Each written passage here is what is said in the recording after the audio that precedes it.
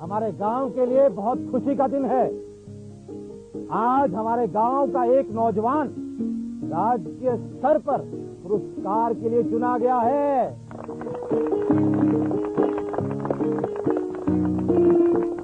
ये और कोई नहीं, हमारा नंदू है।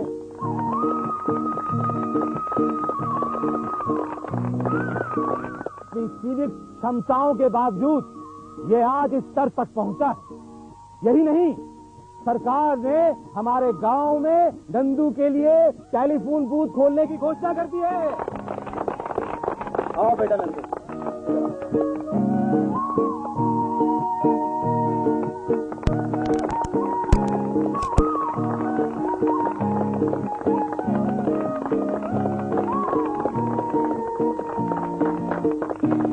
आप सब लोगों का धन्यवाद। हम लोग सब मिलकर काम करेंगे।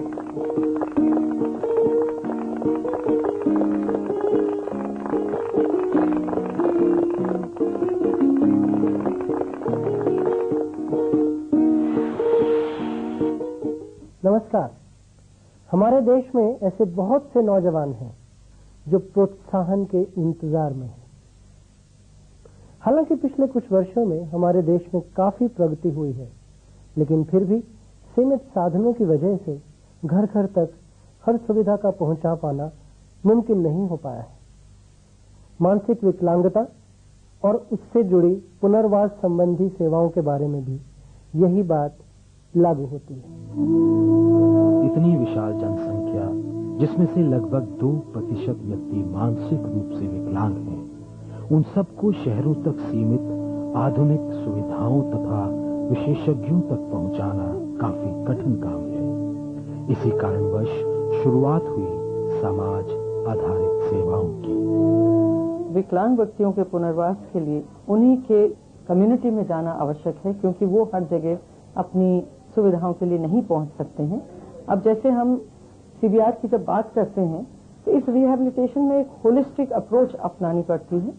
अब अगर कोई मेडिकल केयर चाहिए या किसी तरह की शिक्षा का प्रबंध करना है या वोकेशनल ट्रेनिंग की व्यवस्था करनी है, तो ये चीजें अलग अलग जगह में उपलब्ध होंगी, तो उनका हर जगह जाना मुश्किल है। तो इस विचार से सीबीआर की कॉन्सेप्ट की शुरुआत हुई थी। कम्युनिटी बेस्ड प्रोग्राम जो है, रिहैबिलिटेशन प्रोग्राम, एक अभी चला हुआ है कॉन्सेप्ट पूरा विश्व में और हमारा हिंदुस्तान में भी।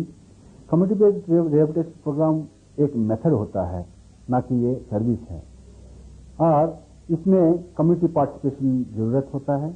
इसका सबसे बड़ा फायदा ये है कि समुदाय में रह के ही लोग जो एक्सपर्टीज की आवश्यकता है उसको प्राप्त कर लेते हैं।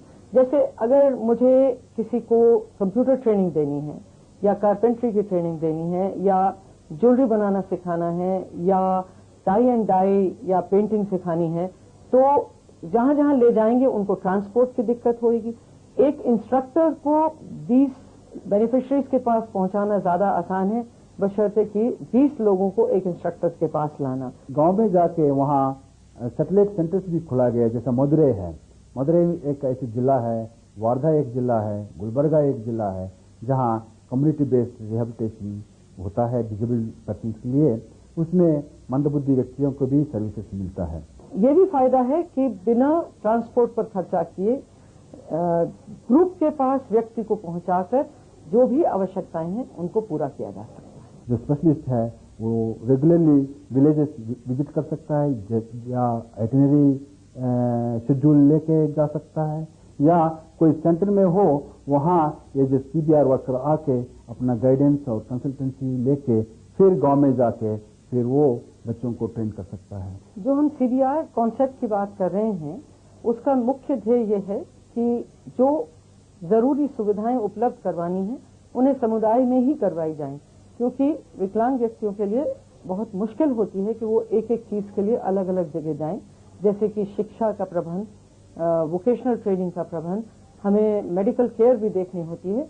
एक होलिस्टिक अप्रोच के साथ समुदाय में सारी सुविधाएं देने का प्रयास किया जाता है। CBR का प्रोग्राम बहुत सा जगह में अभी चल रहा है, खास करके हमारा मिनिस्ट्री की तरफ से 107 जिला में जिला पुनर्वास केंद्र खुला गया है। हमारी सरकार और राष्ट्रीय संस्थानों ने ये फैसला किया कि इन विशेषज्ञों की सेवाओं को हर गांव तक पहुंचाया जा सके। इसी लक्ष्य को ध्यान में रखते हुए गांव में ही कार्य कर रहे वहां के कार्यकर्ताओं और स्वयंसेवकों को इन विशिष्ट सेवाओं के लिए तैयार किया गया। तो गांव में देने के लिए वहां का लोगों को हम अगर प्रशिक्षण करें, ये स्टडीज रिवील किया गया है कि 70% का जो प्रशिक्षण का जो इनपुट्स हैं वो गांव लेवल में भी दे सकता है। इसका प्रशिक्षण बहुत आवश्यक है, क्योंकि मैनेजमेंट ऑफ डिसेबिलिटी सबके बस का नहीं होता है। ओरिएंटेशन एक बात है, लेकिन अच्छी तरीके से इसको एक प्रोफेशनल की तरह काम करने के लिए कई ट्रेनिंग कोर्सेज चल रहे हैं। Rehabilitation council of India, ministry of social justice and empowerment के द्वारा बहुत जगह हिंदुस्तान में 48 कोर्सेज चलाए जा रहे हैं। CBR ऐसी प्रोग्राम है वो कि विलेज में ही लोगों को चुन के उनको जो है स्किल्स दिलाएं, स्पेशल एजुकेशन का हुआ या थेरेपी का स्किल्स जो लिमिटेड वे में जो वो ले सकता है, सीख सकता है और सीखने के बाद बच्चों को सेवा दे सकता है। इसके लिए सरकार ने भी और स्वयंसेवी संस्थाओं ने अनेक प्रयास किए हैं। पूरे हिंदुस्तान में चारों तरफ नेशनल इंस्टीट्यूट्स के द्वारा तो सर्विसेज दी जा रही हैं, पर DDRA, CBR, CRC, DDRC और एक्शन एड ने 48 वॉलंटरी ऑर्गेनाइजेशंस के द्वारा CBR प्रोजेक्ट अलग अलग हिंदुस्तान के हिस्सों में चलाए हैं। डिस्ट्रिक्ट में हर जिला में तो स्पेशल स्कूल होते भी नहीं है, तो हमने सोचा कि हम कम्युनिटी में जो वर्कर्स हैं, जो अनएम्प्लॉयड पर्सन हैं, उन्हें हम 6 महीने की ट्रेनिंग दें और वो घर घर जाके कम्युनिटी में ही रहे और घर घर जाके एक स्टैंडर्डाइज्ड तरीके से बच्चे को ये चारों डिसेबिलिटीज के लोगों को हेल्प करे। तो कम्युनिटी बेस्ड रिहेबिलिटेशन में यही एक मुख्य उद्देश्य है कि वहाँ का नौजवान को ट्रेनिंग दें। ये जो 70% का जो इनपुट रिक्वायरमेंट है बच्चों के लिए या व्यक्ति जो मंदबुद्धि का है, उनको ट्रेनिंग देने के बाद, उनका प्रशिक्षण होने के बाद अपने पाँव में वो खड़ा हो सके और अपना जीवन इंडिपेंडेंटली लीड कर सके। उसमें समुदाय के लोगों को उनके सामर्थ्य का पता चलता है, एक जागरूकता पैदा होती है और लोगों को ये जो हाय बेचारा एटीट्यूड है वो हट जाता है, क्योंकि वो देखते हैं कि किस तरह से बच्चों में सामर्थ्य है और ये जो एटीट्यूडनल बैरियर्स हैं हर किस्म के, वो समुदाय में ही प्रोजेक्ट चलाकर दूर किए जा सकते हैं। तो इस हिसाब से अगर हम CBR को लें तो ये जो सर्विसेज उपलब्ध नहीं हो रहा है गांव में, वो सर्विसेज अभी सब जगह मिलने लगेगा और सुचारू रूप से ये जो रिहेबिलिटेशन सर्विसेज मंदबुद्धि व्यक्तियों के लिए प्राप्त हो सकता है।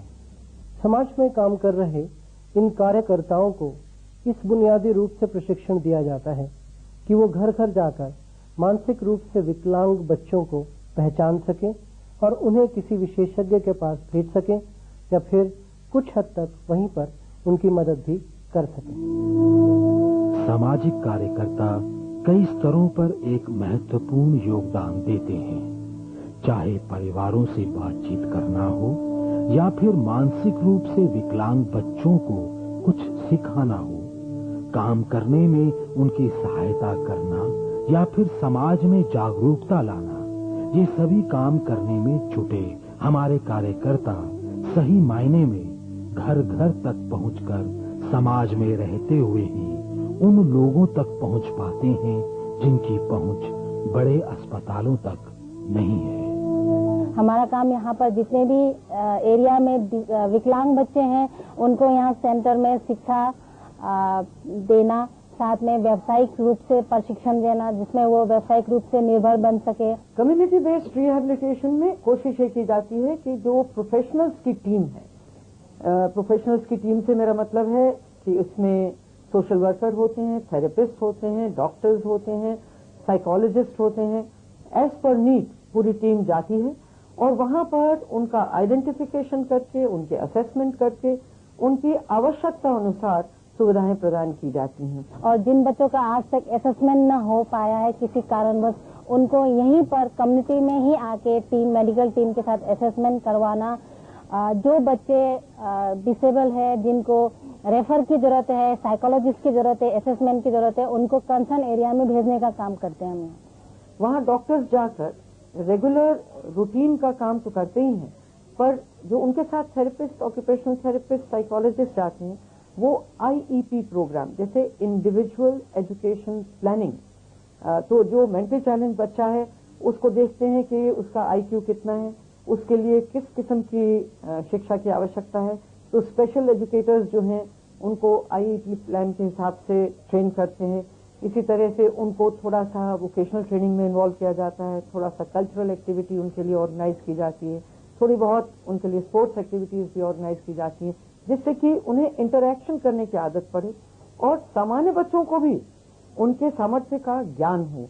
कम्युनिटी के अंदर ही कुछ बच्चों को जोड़ देते हैं, जैसे चाइल्ड टू चाइल्ड प्रोग्राम है या इंडिविजुअल एजुकेशन प्रोग्राम है, जिससे कि बच्चे जो माइल्ड बच्चे हैं या स्लो लर्नर बच्चे हैं वो तो कहीं भी जाके एजुकेशन ले पाते हैं, पर लेकिन जो मॉडरेट हैं या सीवियर बच्चे हैं उनके लिए हम इंडिविजुअल एजुकेशन प्रोग्राम का अरेंजमेंट करते हैं या होम बाउंड प्रोग्राम जिसको हम कह सकते हैं।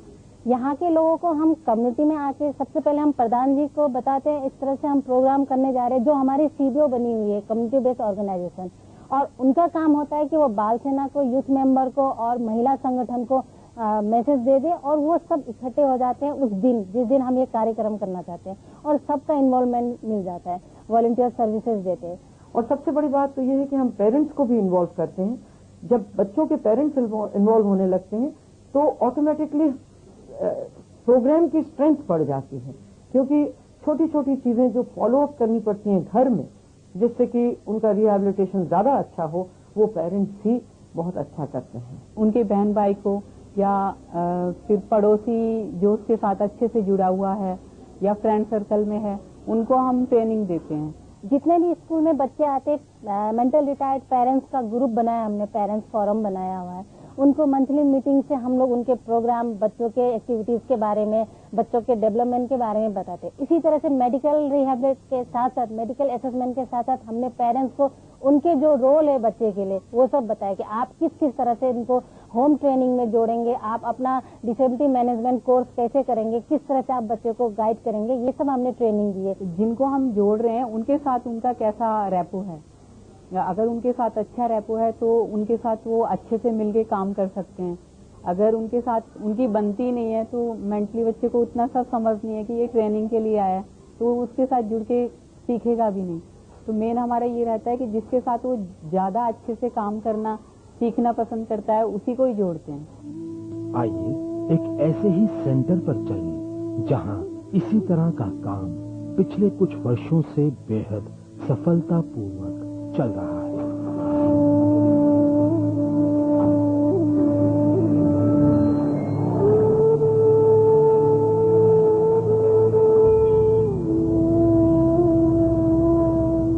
जहां अलग अलग विशेषज्ञों का एक दल मिलकर अपनी सेवाएं जरूरतमंद लोगों तक पहुंचाते हैं। इस दल में डॉक्टर, मनोवैज्ञानिक, स्पेशल एजुकेटर, समाज सेवक एवं फिजियोथेरेपिस्ट आदि शामिल होते हैं, जो गांव के प्रमुख लोगों के सहयोग से वहीं अपनी सेवाएं देते हैं।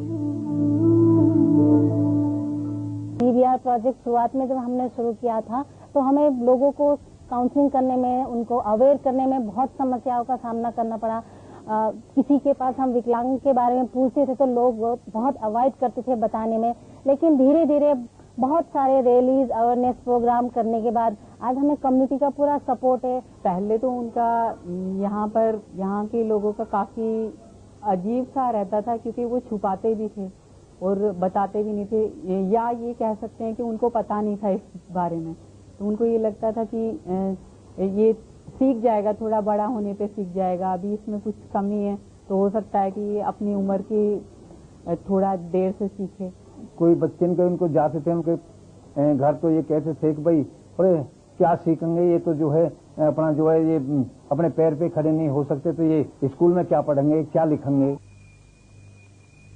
सबसे पहले तो वो भक्त जादू टोना और ये सब तांत्रिक वगैरह को दिखाना ज्यादा वो करते हैं। उसके बाद काफी पैसा बर्बाद करने के बाद डॉक्टर के पास जाते हैं, तब कहते हैं कि हम इतने लंबे टाइम से 6 साल से या 7 साल से उनके पास भक्त के पास जा रहे थे या किसी मौलवी के पास जा रहे थे, कुछ नहीं हुआ। उसके बाद में हम डॉक्टर की सलाह मानना शुरू किया। हमारे पास ऐसे बहुत से बच्चे हैं जिनको शुरुआत से सीबीआर प्रोजेक्ट से ही हमने लिया, उनको शैक्षणिक हमने पुनर्वास दिया, साथ साथ में व्यावसायिक रूप से भी उनका पुनर्वास किया। जो बच्चे स्क्रीन प्रिंटिंग और स्टिचिंग वगैरह सीखना चाहते थे उनको हमने ट्रेनिंग दी। ट्रेनिंग देने के बाद आज वो बच्चे अपने अपने जगह में इसी समुदाय में व्यवसाय चला रहे हैं। तो अब उनको पता चलता है कि हाँ, अगर हम बचपन से ही ये माइलस्टोन को ध्यान में रखें तो बच्चा कहाँ डिले है, तो उससे उनको पता चलता है कि हाँ हमारे बच्चे में क्या कमी है। पहले उनको यही लगता था कि हो सकता है कि एक एज ग्रुप के बाद 18 साल के बाद वो अपने आप ठीक हो जाए, जैसे धारणाएं होती हैं। तो अभी यहाँ पर काफी सुधार है। हमारे हैंड ओवर कर दिया और अब जो है हम बच्चे टीचर की जो है पैसे भी देते हैं जी उनको, और बच्चे इनके घर जाते हैं, बच्चे इनको खाने का भी प्रबंध है और सिकाई का भी और लोन का भी। जो बच्चे किसी काम करना चाहें तो लोन भी देते हैं जी उनको। लोगों का रिस्पांस इसमें बहुत अच्छा है, खासकर वोकेशनल ट्रेनिंग के लिए लोग बहुत खुश हैं। जब हमारे इंस्ट्रक्टर्स जाके वहाँ पूरे तरीके से मैनेज करते हैं एक अच्छे ट्रेनिंग प्रोग्राम, जैसे screen printing, tie and dye, paper making और भी साइकिल रिपेयर में कई किस्म के, जैसे इन्वेस्टमेंट जिसमें कम हो और लोग आसानी से उससे अपना पैसा कमा सकें, बेकरी फॉर एग्जाम्पल। तो ये जब प्रशिक्षण दिए जाते हैं तो बच्चे आगे अपने पैर पे खड़े होने के लिए तैयार हो जाते हैं। और आम जनता इस बात से बहुत खुश होती है कि जहां बेरोजगारी की वजह से घर में खाली बैठकर विकलांग बच्चे एक लाइबिलिटी बने हुए थे, वो अब आत्मनिर्भर होकर सबके लिए खुशियां प्रदान करते हैं। इन केंद्रों द्वारा दी गई सेवाएं जन साधारण तक पहुंचती हैं और ये बात आने वाले कुछ वर्षों में और साफ ढंग से नजर आएगी। आने वाले समय के लिए पूरी कोशिश ये की जा रही है कि हर तरफ इंक्लूसिव एजुकेशन हो। इंक्लूसिव एजुकेशन में वोकेशनल ट्रेनिंग एक एजुकेशन का पार्ट हो। वोकेशनल ट्रेनिंग को इंक्लूड करते हुए कल्चरल एक्टिविटीज और सोशल इंटीग्रेशन हर तरह से हो, ऐसा प्लान है। पहली बार भारत में हमारे केयर गिवर्स ट्रेंड हो रहे हैं जो घर घर में जाके बच्चे को और कोई भी डिसेबल्ड पर्सन को ट्रेनिंग उनके घर में दें। जब तक हम अवेयरनेस नहीं क्रिएट कर सकते हैं तब तक डिमांड नहीं आता है। डिमांड नहीं है तो सर्विसेज का स्थापना नहीं हो सकता है। ये इंफॉर्मेशन बैरियर तोड़ने के लिए हमने खास करके नेशनल ट्रस्ट की तरफ से 22 किस्म की पब्लिकेशंस बनाई। उसमें से कुछ किताबें हैं, कुछ सीडीज है, कुछ वीडियोस हैं और इसे 13 लैंग्वेजेस में ट्रांसलेट करके सिर्फ 1.5-2 साल में हमने 85,000 यानी कि 85,000 कॉपीज इन्हें हमने डिस्ट्रीब्यूट किए। सीबीआर जो प्रोग्राम्स हैं वो ये बहुत जरूरी है हमारा हिंदुस्तान के लिए, क्योंकि जो विलेजेस हैं 70% पॉपुलेशन रूरल एरिया में लोग रहते हैं और कम्युनिटी बेस्ड प्रोग्राम वहाँ तक पहुँचने से ही होता है कि बच्चों को रिहैबिलिटेशन सर्विस मिल सकता है। सरकार ने बहुत सारी स्कीम्स निकाली हैं, उससे अब डिसेबिलिटी सेक्टर में बहुत वाइब्रेंस आई है, आत्मविश्वास बढ़ा है, अवसर में बहुत अंतर आया है। लोग अब बहुत खुश हैं कि समाज ने उनके लिए और सरकार ने उनके लिए बहुत कुछ करने का प्रयास किया है। लेकिन ये भी देखते हुए कि कितनी बड़ी जनसंख्या हमारी विकलांगता से ग्रस्त है, ये जो प्रयास हो रहे हैं अभी भी लगता है कम है। इनको जितना ज्यादा किया जा सके उतना अच्छा होगा, क्योंकि ये उनका एंटाइटलमेंट है। सामाजिक स्तर पर काम करने वाले कार्यकर्ता हों या फिर बड़े अस्पतालों में केंद्रित विशेषज्ञ, सभी का लक्ष्य है मानसिक रूप से विकलांग व्यक्तियों को साथ लेकर चलना। इसी प्रक्रिया का नाम है मेन स्ट्रीमिंग, यानी मुख्य धारा से इन व्यक्तियों को जोड़ना। हर चीज में तो हम इंटीग्रेट नहीं कर सकते हैं नॉर्मल स्कूल्स में बच्चों को, बट जितना भी हो सकता है कि भी बच्चों को मेन स्ट्रीमिंग करें सोसाइटी में। खासकर मेंटल चैलेंज के बच्चों के बारे में मैं बताना चाहती हूँ कि उन्हें लोग सोचते हैं कि ये तो मानसिक रूप से विकसित नहीं है, तो सामान्य बच्चों के साथ कैसे पढ़ाया जाए। तो उसके लिए इंक्लूजन का कॉन्सेप्ट ये है कि ऐसे बच्चों को वातावरण वही होता है, एकेडमिक क्लासेस अलग रखी जाती हैं, यानी कि वो लोग खाना सामान्य बच्चों के साथ खाते हैं, कल्चरल एक्टिविटीज, स्पोर्ट्स एक्टिविटीज और बाकी की चीजें सब साथ साथ करते हैं, लेकिन जो एजुकेशन के लिए क्लासेस होती हैं वो थोड़ी अलग होती हैं। हम तो सोचते हैं कि हर बालवाड़ी, हर आंगनवाड़ी में मंदबुद्धि बच्चे आना चाहिए, और उससे सेंसिटाइजेशन भी होती है, एक अच्छा एक्सपोजर भी होता है, और आगे के लिए उनके सामर्थ्य को जानते हुए एक्सेप्टेंस भी बढ़ जाती है, जैसे हम सोशल एक्सेप्टेंस बोलते हैं, जो अक्सर एटीट्यूडनल बैरियर में आता था। अब इससे बहुत फर्क पड़ा है।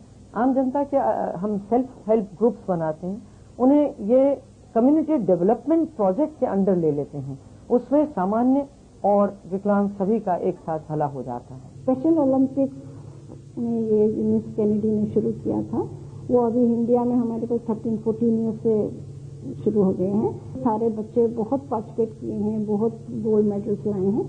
इसमें हमारे 3 बच्चे स्पेशल ओलंपिक्स में इंटरनेशनल लेवल में रिप्रेजेंट किए हैं। हम लोग स्पोर्ट्स मीट कराते हैं, इंटीग्रेटेड स्पोर्ट्स मीट, उसमें कम्युनिटी के लोगों को इन्वॉल्व करते हैं उसको ऑर्गेनाइज करने में। अगर हर बच्चा, डिसेबल्ड बच्चा बालवाड़ी में आए और बालवाड़ी से सीख के फिर प्राइमरी स्कूल में जाए, जब वो प्राइमरी स्कूल से हाई स्कूल में जाएंगे तो उसे नौकरी मिलने का भी मौका मिलेगा। तो ये सारे जो process of inclusion and main streaming है वो बिल्कुल बचपन से बहुत छोटी उम्र से शुरू करना, ये हमारी फिलॉसफी है, और ये हम चाहते हैं कि हर स्टेट में, हर डिस्ट्रिक्ट में। अपनी अपनी क्षमताओं के आधार पर ज्यादातर सभी मानसिक रूप से विकलांग व्यक्ति कुछ न कुछ काम करने में समर्थ होते हैं। आवश्यकता है उन्हें प्रशिक्षण और प्रोत्साहन देने की। स्वावलंबी हो पाना इनके लिए असंभव नहीं, बशर्ते उन्हें सही समय पर मार्गदर्शन और उचित अवसर दिए जाएं। पक्का हमारे को इंस्टीट्यूट में आकर के ही पता चला कि एक्चुअली मंदबुद्धि है। उससे पहले हम ये सोचते थे कि भाई ठीक है कि हम उसको पढ़ा रहे तो खींचतान करके हमने इसे 8वीं तक पढ़ाया भी, लेकिन हमारी एक्सपेक्टेशन ज्यादा थी कि मैं सोचता हूँ भाई हाई स्कूल कर लेगा तो कहीं नौकरी लग जाएगी, लेकिन वो इतना नहीं हुआ। लेकिन जब यहाँ पर आया तो इसे भर्ती कराने के बाद इसने जो ट्रेनिंग ली उसने बहुत अच्छा इम्प्रूवमेंट किया, और यहाँ हॉस्पिटल के स्टाफ ने कोऑपरेशन से जो सिखाया और ये अटेंडेंट का काम बखूबी अब कर रहा है। तो इस बच्चे ने इतना इम्प्रूवमेंट किया है कि अगर ऐसे बच्चों को, हमारे जैसे बच्चे और भी बच्चे हैं, अगर इनको थोड़ा सा चांस दिया जाए, अपॉर्चुनिटी दी जाए, तो शायद है कि ये भी एक सामान्य बच्चे की तरह काम कर सकते हैं। श्यामदेव आता हूँ मैं, वो यहाँ डस्टिंग आगे करता हूँ और वो और फाइलों को नाम फाइलें रखता हूँ और पेशेंटों को धीरे धीरे एक एक करके अंदर भेजता हूँ, अंदर भेजता हूँ। तब उसके बाद जो डॉक्टर कहते हैं उसी।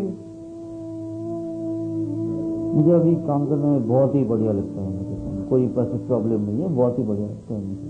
मैं फार्मेसी में जैसे सुबह आकर ही काउंटर लगाना, फिर दवाई की पेटी से मतलब दवाई निकालना, तो वहाँ मैं तकरीबन सारे ही काम सीख चुका हूँ मैं, और पूरा फार्मेसी में अकेला ही संभालता हूँ। हाँ, बीच में कुछ चीज जो होता है वो भूल जाता हूँ, लेकिन वो थोड़ी सी हमें समझा देते हैं, वहाँ फार्मासिस्ट जो हैं वो समझा देते हैं। बाकी मुझे वहाँ काम करने में और कोई प्रॉब्लम नहीं होती। छोटा सा दुकान लगाया, वो कैसा हैंडल करना उसको मालूम होता बोलता। मेरे तरफ से दुकान लगा के दिया। वो थोड़ा बिल्डअप होने के बाद जो है इसको जो है पब्लिक फोन के लिए मैं मेरा तरफ से लगाया पब्लिक फोन। वो पब्लिक फोन में कैसा देना, पैसा लेना देना उसको थोड़ा थोड़ा मालूम हुआ। मालूम होने के बाद मैं उसको मेरे तरफ से एसटीडी लगाया। वो एसटीडी में कैसा पब्लिक से डील करना, पैसा कैसा लेना, उसका साथ में थोड़ा थोड़ा ड्यूटी से आने के बाद उसको बताते गए। वो थोड़ा थोड़ा आहिस्ता आहिस्ता बड़ा है, मगर बहुत मुश्किल पड़ता है इसको हैंडल करने के लिए। वो पेरेंट्स को पेशेंस रहना चाहिए और parents have to cooperate with them. ऐसा रहने से थोड़ा होता है। और दूसरा लड़का भी वैसी है, मगर वो बहुत ज़रा डेवलप आहिस्ता हो रहा है। उसको हम ट्रेनिंग देना हमारा काम है। इनको ट्रेनिंग दिया तो ये बराबर अपना दिमाग से काम कर सकता है। ट्रेनिंग देना एक पीछे रहना पड़ता है, दवाई तो उतना काम नहीं करता। बच्चों को अगर बहुत बहुत जल्दी आप इनको डिटेक्ट करें और इनमें इंटरवेंशंस और सही तरह के रिहेबिलिटेशन मेजर्स दे तो बहुत ज्यादा फायदा हो सकता है। मंदबुद्धि व्यक्ति जो है हमारा जैसी वो भी काम कर सकता है। वो अपना जीवन जो है इंडिपेंडेंटली लीड कर सकता है, बशर्ते उसको हम जो पर्याप्त रूप से प्रशिक्षण दे सकें। हमें एक ऐसी सोसाइटी का सोचना है जो बैरियर फ्री हो, इंक्लूसिव हो, राइट्स बेस्ड हो और किसी किस्म की चैरिटी का एटीट्यूड ना रह जाए। इक्वालिटी और डिग्निटी से सब लोग रह सकें और अपने आप में आत्मविश्वास, आत्मसम्मान के साथ समाज में एक ऐसा अंग बन के रहें जिसमें किसी के ऊपर उंगली ना उठाई जाए कि ये तो विकलांग है, ये क्या करेगा। मानसिक रूप से विकलांग व्यक्ति भी आत्मनिर्भर बन सकते हैं। जरूरत है सही समय पर सही दिशा अपनाने की। सरकार की ओर से भी ऐसे कई कार्यक्रम उपलब्ध हैं जिनकी वजह से इन लोगों का जीवन काफी सुखमय बन सकता है। जरूरत है प्रोत्साहन की और आत्मनिर्भरता की। हमें आशा है कि करत करत अभ्यास के इस छोटी सी पहल से वो परिवार जिनमें मानसिक रूप से विकलांग व्यक्ति है उन्हें मदद व राहत मिली होगी तथा समाज में इन लोगों के प्रति कुछ कर दिखाने की चेतना जागृत हुई होगी।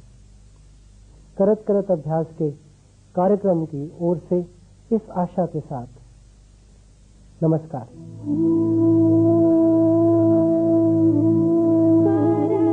करत अभ्यास के, करत करत अभ्यास के, जड़मति होते सुजान,